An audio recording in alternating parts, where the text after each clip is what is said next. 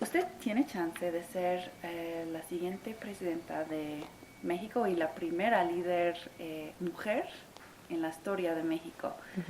En breve, ¿nos podría decir cuáles son sus propuestas y promesas claves para liderar el país? Sí. Bueno, nosotros venimos de un movimiento de transformación que encabeza el presidente de la República. Él, como saben, ha hecho grandes cambios en el país. Y nosotros lo que queremos es fortalecer esos cambios. ¿A qué me refiero? Yo creo en que el Estado tiene que abanderar los grandes derechos. Eso es lo que cree nuestro movimiento. Tiene que haber educación de calidad y pública, desde el preescolar hasta la universidad para todo aquel que quiera estudiar. Salud pública.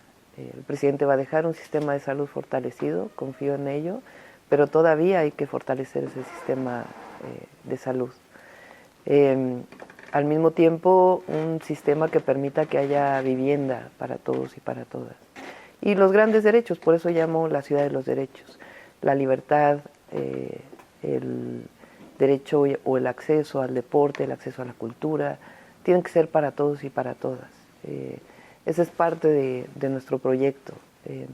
Y al mismo tiempo, abrir el país, como hoy está con la relación con Estados Unidos, a muchas inversiones que van a llegar debido al conflicto o a la competencia Estados Unidos-China, si no lo queremos llamar conflicto, y a la geopolítica mundial, y además a las condiciones mundiales que dejó la pandemia y la guerra en Europa, en Ucrania.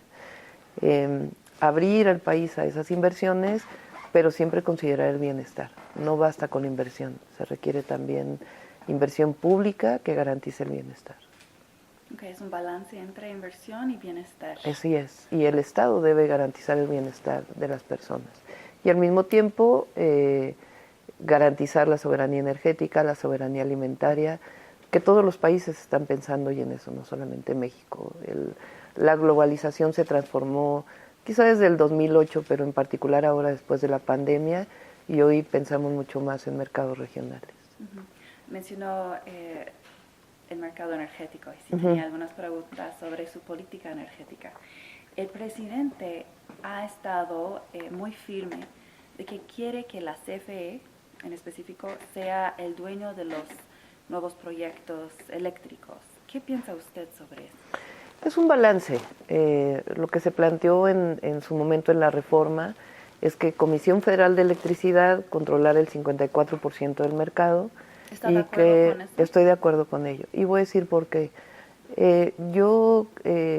Más ahora que hemos visto lo que ha pasado en Europa, particularmente con la privatización en exceso del sector energético, ha generado diversos problemas. Además, obviamente, de la dependencia del exterior, particularmente del gas de Rusia.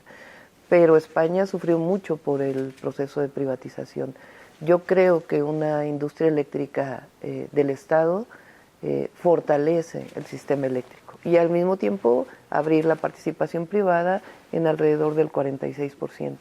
Si logramos tener este balance, que yo creo que es posible, a partir de acuerdos muy claros, se puede crecer en adelante con todas las necesidades que requiere el país y fortalecer también las fuentes renovables de energía.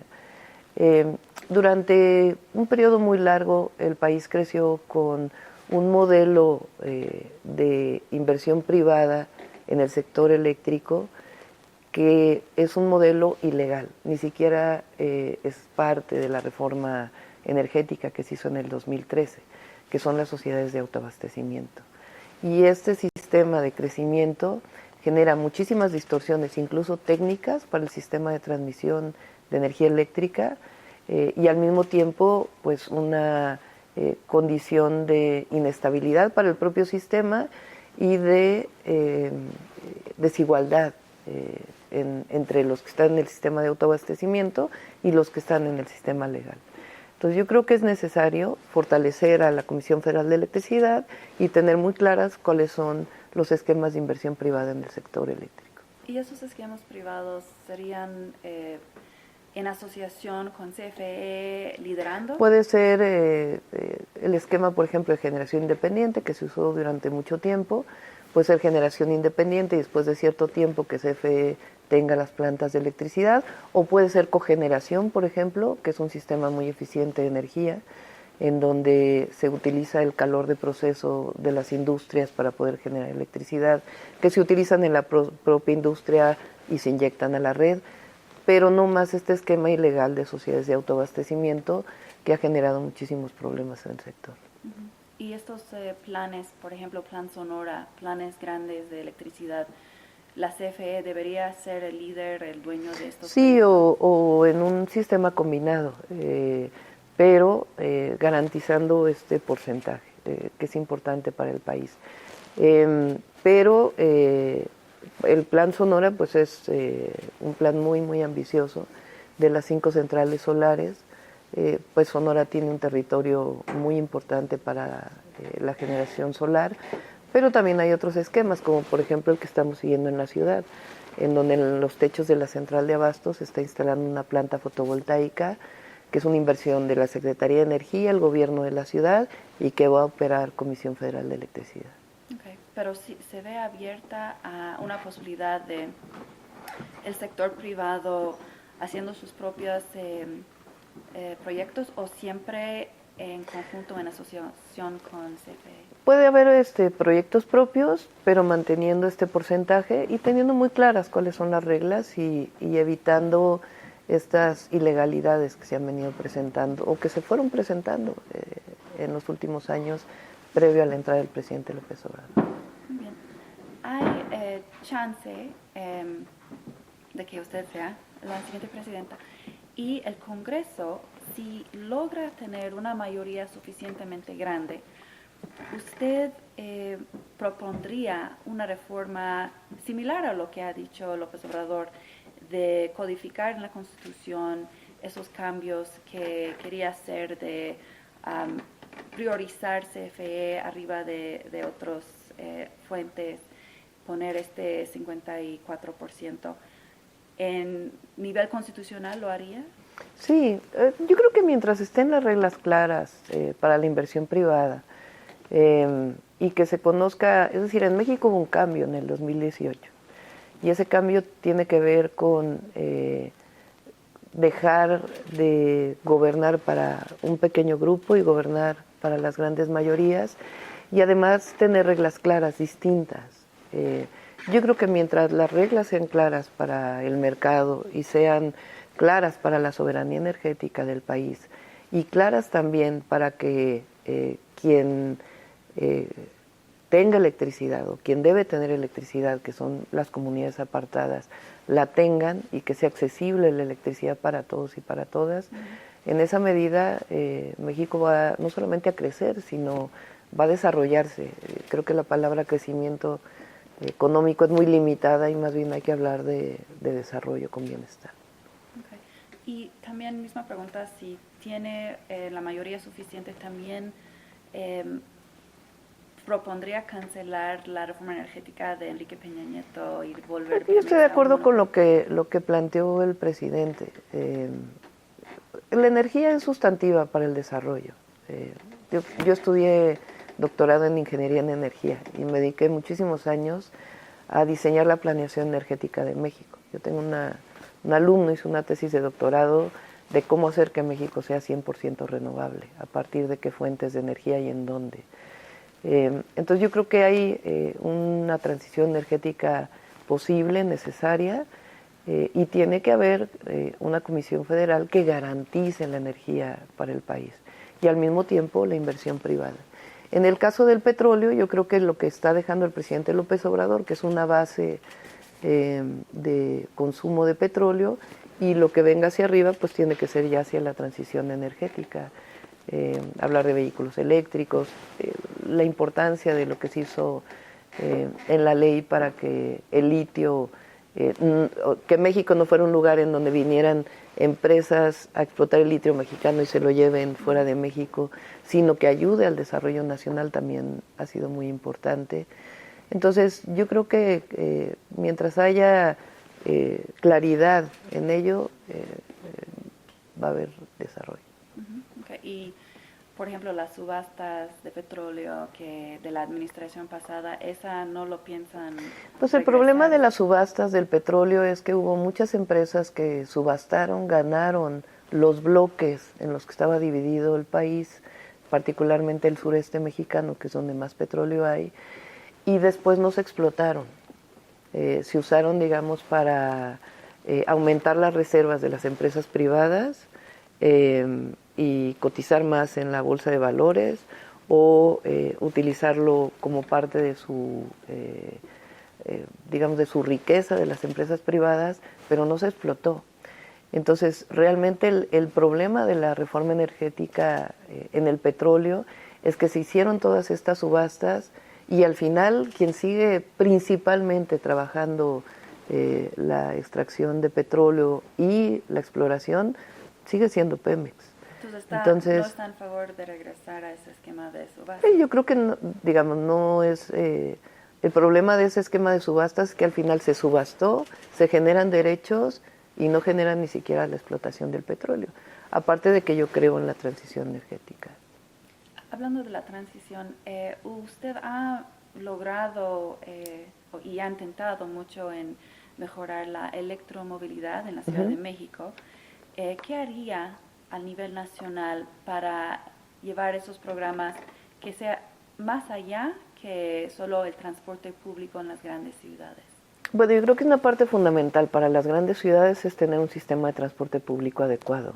Eso es lo único que nos va a garantizar una buena movilidad y además una disminución de gases de efecto invernadero y de contaminación. Y además, pues tenemos que pasar hacia el auto eléctrico, que es inclusive parte de los acuerdos con Estados Unidos. Y yo creo que México tiene un potencial importante, no solamente de recibir inversión para poder hacer aquí los autos eléctricos, sino también de un desarrollo propio de baterías y involucrando a la ciencia mexicana al desarrollo tecnológico y que México no solamente sea un lugar de inversión, sino también de desarrollo tecnológico. Entonces propone mucho más inversión en research and development para, sí, para tiene que haber. las pilas o... Sí, no solamente para el tema energético, sino para muchos otros temas. O sea, yo creo que México, con el potencial de investigadores y de universidades públicas que hay en el país, tiene un potencial enorme para crecer, no solamente, repito, en inversión, sino también en un desarrollo propio. ¿Hay alguna propuesta específica sobre eso? ¿Algún inversión? Bueno, por ejemplo, nosotros en la ciudad estamos apoyando una empresa con desarrollo tecnológico en donde está involucrado el Instituto de Ingeniería de la UNAM y el Instituto Politécnico Nacional. Es ahora una pequeña empresa, pero que está generando desarrollo de baterías. Ya se hizo un auto eléctrico en donde se sustituye un auto de combustión interna por baterías, es decir, la sustitución, y aparte nuevos desarrollos propios con autos eléctricos más pequeñitos que resuelvan el problema, porque yo tengo un artículo por ahí científico de que una parte del problema es que cada vez hay autos más grandes y que no necesariamente es lo que se necesita para las ciudades. Muy bien. Y hablando también de la ciudad, la violencia en México es un gran problema todavía. En la ciudad se ha logrado bajar la violencia de manera significativa. ¿Qué propuesta tendría para transferir eso a lo federal? Sí, a ver, aquí lo que hemos hecho es una colaboración entre el gobierno federal y el gobierno de la ciudad y con una estrategia en el gobierno de la ciudad. Yo creo que es muy importante que los estados se involucren en la seguridad pública. Ahí donde hay mayor participación de los estados, de las entidades federativas, en un programa integral, ahí hay mucho mejores resultados que en los estados en donde deciden que todo le corresponde al gobierno federal. El presidente ha hablado mucho de abrazos, no balazos, y él quiere hacer énfasis en la importancia de atender a las causas y atender a los jóvenes. Y yo estoy de acuerdo en el sentido de que si no planteas una política donde los jóvenes dejen de acercarse a los grupos delictivos, el problema nunca se va a resolver y hay que abrir las oportunidades a los jóvenes. Ahora, si tú te fijas, el presidente tiene los jueves un programa en la mañanera que se llama Cero Impunidad. Y yo creo que son los dos grandes brazos de una política de seguridad. Por un lado, la atención a las causas, la oportunidad a los jóvenes, el acceso a los derechos, a la oportunidad de vida distinta y al mismo tiempo cero impunidad frente a la delincuencia. Y yo creo que esos dos brazos han sido muy importantes en la ciudad. Nosotros hablamos de una estrategia de 4 ejes, que es atención a las causas, más y mejor policía, inteligencia y investigación y coordinación. Y esta parte de vínculo entre la Fiscalía y la Secretaría de Seguridad Ciudadana ha sido muy importante para pues, disminuir la impunidad en la ciudad. Entonces, llevaría tal vez los dos brazos, digamos. O sea, cualquier política de seguridad tiene que tener la atención a las causas como un fundamento sustantivo y al mismo tiempo cero impunidad. Eso del ejército fuera de los bases, bueno, en la calle, ¿no? Yo entiendo que se va a seguir, pero ¿está de acuerdo con eso también? Sí, pues es que hoy existe un nivel de, pues digamos, de control, o más que control, de inseguridad provocada por grupos delictivos fuertes en el país o cárteles. Y es importante que el ejército primero siga fortaleciendo a la Guardia Nacional, que es una institución que apenas tiene 3 años y que tiene que consolidarse, y al mismo tiempo que la apoye, porque hay municipios en el país, inclusive estados, en donde si se sale el ejército, entonces dejas en el desamparo a la población, y eso pues sería muy grave para la protección de la gente. Entonces, digamos que esto lo provocó la guerra contra el narco que abrió Calderón, y se generó una escalada que continuó Peña Nieto, de una exponencial tremenda de crecimiento de los homicidios. Ahora el presidente lo que ha logrado es primero una estabilización y después una ya no tan ligera disminución, porque es sobre el 25% de disminución de homicidios dolosos desde que él entró hasta la fecha. Y eso se ha logrado pues con consistencia permanente de atención a la inseguridad. Pero grupos delictivos tan fuertes a veces no, desafortunadamente pues no hay de otra más que tener al ejército apoyando en labores de seguridad. Habrá un momento donde disminuya y entonces el ejército regresará a otras tareas. Mencionó esta expectativa de más inversión a México de miles de millones de dólares posiblemente por la posible desviación de Asia hacia México, pero también inversionistas han hablado de la incertidumbre, ¿no? Que hay algunas políticas públicas, por ejemplo, que la CFE tiene preferencia arriba de privados, y que la energía eléctrica en partes del país tal vez no va a ser suficiente. ¿Qué diría para calmar esas preocupaciones? Sí, va a ser, es decir, ahora viene una inversión, si no mal recuerdo son 6 plantas de ciclo combinado que estarán listas en 1 o 2 años, inclusive en el sureste, por ejemplo. En Yucatán se están planteando 2 plantas de ciclo combinado y que llegue el gas natural a Yucatán, que es una de las limitaciones. Y al mismo tiempo, pues un esquema que sea muy claro de inversión pública, como lo he dicho, y de inversión privada que permita esta soberanía energética y este fortalecimiento de la Comisión Federal de Electricidad. Entonces, el tema energético hay que resolverlo, pero no como estaba antes, con las ilegalidades de antes, en un esquema claro. Y por otro lado está el tema del agua también, que es un tema importante en términos de recursos naturales, que se está teniendo ahora en muchas partes del país y tiene que seguir la inversión en agua potable, en riego para las zonas agrícolas, que es donde mayor consumo hay. Y por otro lado, desde mi perspectiva, toda inversión privada que llegue tiene que representar también una inversión pública que genere las condiciones de bienestar. El Tratado de Libre Comercio en su momento en México, después del 92, generó una inversión muy importante y un cambio en la economía mexicana, en algunos casos positiva, en otros casos con muchas causas negativas, sobre todo en la generación de de pobreza en muchas zonas del país y desigualdad. Pero si tú te fijas el modelo donde crecieron las maquiladoras en Ciudad Juárez o en Tijuana, por ejemplo, no fue el mejor modelo, porque fue con salarios muy bajos y sin inversión pública en las ciudades que permitiera absorber y generar bienestar. De hecho, se generaron muchas condiciones de violencia a partir de ello. ¿Usted seguiría subiendo el salario Sí, mínimo? es indispensable. Y tiene que ver con un acuerdo con la empresa privada, como ha sido hasta ahora, con los empresarios. Grande cada año de 20% más o menos que ha estado Pues es que hay haciendo? que generar, hay que ver cómo crece la economía.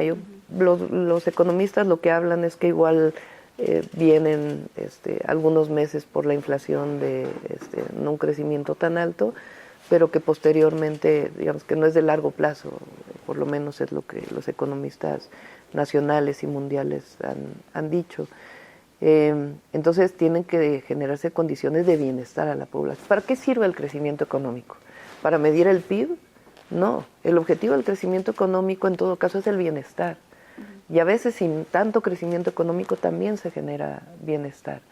Entonces, el objetivo que todos debemos tener es el bienestar de la población, es el erradicar la pobreza y es generar condiciones de menos desigualdad económica que también generan violencia.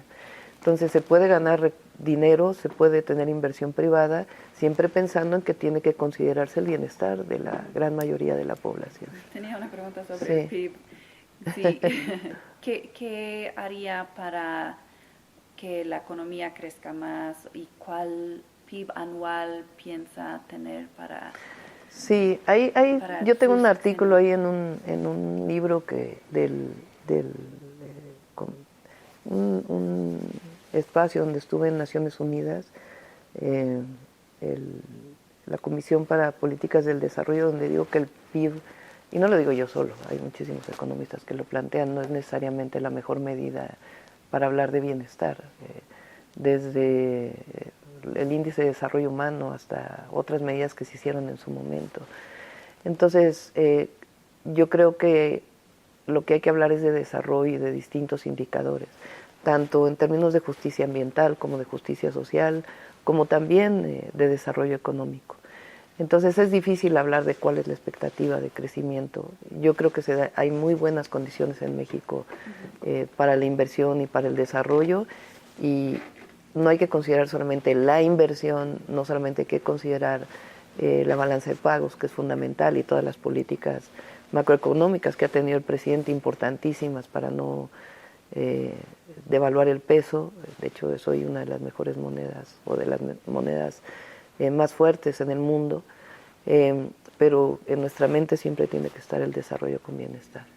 Y ese desarrollo también implica recursos, ¿no?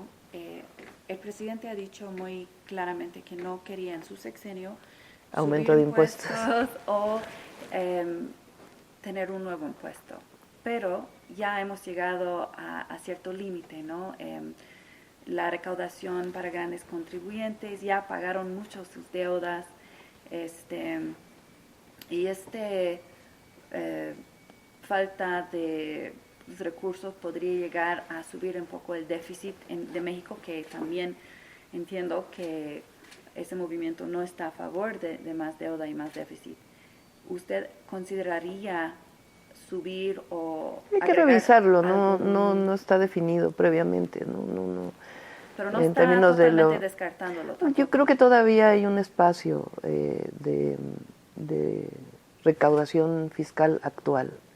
Creo que todavía, mira, por ejemplo, fue gravísimo que la Suprema Corte de Justicia haya dicho que pues todo este delito de los factureros que se promovió durante el sexenio anterior tremendamente no fuera un delito grave, porque ahí todavía hay un espacio muy importante de recaudación. Y hay que ver, porque también la inversión también te genera mayor recaudación. Entonces, si me dices, ¿habrá una reforma fiscal? No, hay que estudiarlo, no está definido. Pero yo creo que todavía hay un espacio de recaudación importante. Ok, donde estamos en la esquema. Sí. pero por ejemplo, o sea, el presidente era absolutamente Sí. no. Usted está mejor diciendo hay que ver, ¿no? Sí, hay que revisar y hay que revisar con los mismos empresarios y también, es decir, tiene que ser una cosa que no lleve a un conflicto, sino a un consenso. Hay lugares donde se puede subir tal vez a los más ricos, ¿no? O sea, no necesariamente... Sí, o sea, cualquier reforma tendría que generar una reforma progresiva, además eso está en la Constitución de México, pero no está planteado todavía. Okay. Sobre Banjico, el presidente ha estado muy convencido y lo ha dicho varias veces que quiere proteger la autonomía. Estoy de acuerdo. También ha dicho que para él es importante que Banjico pone más atención en el crecimiento económico. ¿Usted también está de acuerdo con eso? Sí, es decir, Banjico tiene por definición del propio establecimiento el control de la inflación como el elemento sustantivo, ¿no? La Fed, por ejemplo, en Estados Unidos tiene un concepto mucho más amplio Sí. Que solamente el control de la inflación. Entonces yo creo que a eso se refiere el presidente, ¿no? En ese sentido. Pero yo creo también en la autonomía del Banco de México. Sí, el mandato de Banjico, como dice, es solo la inflación. Sí. Pero usted piensa que podría cambiar a otro mandato, dual mandato. Digamos, está establecido en la Constitución, etcétera. Habría que ver si es modificable. Yo creo que más bien es las propias consideraciones del Consejo de Banco de México, ¿no? Más que establecer cambios constitucionales o en las leyes. Claro, ok, eso sí entiendo. Y también la cuestión de austeridad, porque el presidente ha hablado mucho de austeridad hasta, ¿qué? Franciscana, sí. Pero también sabemos que, como hemos hablado, los grandes contribuyentes han pagado muchas deudas, las remesas han subido mucho, pero no se esperan que van a seguir subiendo tan rápido. ¿Cómo implementaría austeridad en un sexenio? A ver, la esencia de la cuarta, entre otras esencias de la cuarta transformación y de lo que llamamos el humanismo mexicano, que llamó el presidente, tiene que ver con una política de austeridad republicana.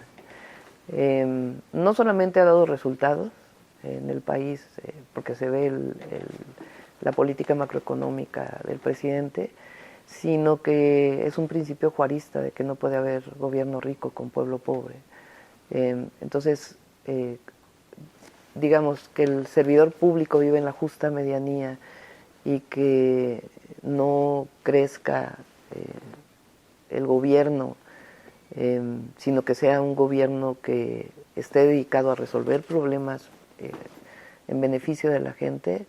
Eso pues es esencia del proyecto que nosotros representamos. Entonces en ese sentido lo he hecho en la ciudad, lo hice como alcaldesa cuando fui jefa delegacional en Tlalpan y creo que es algo fundamental. Okay.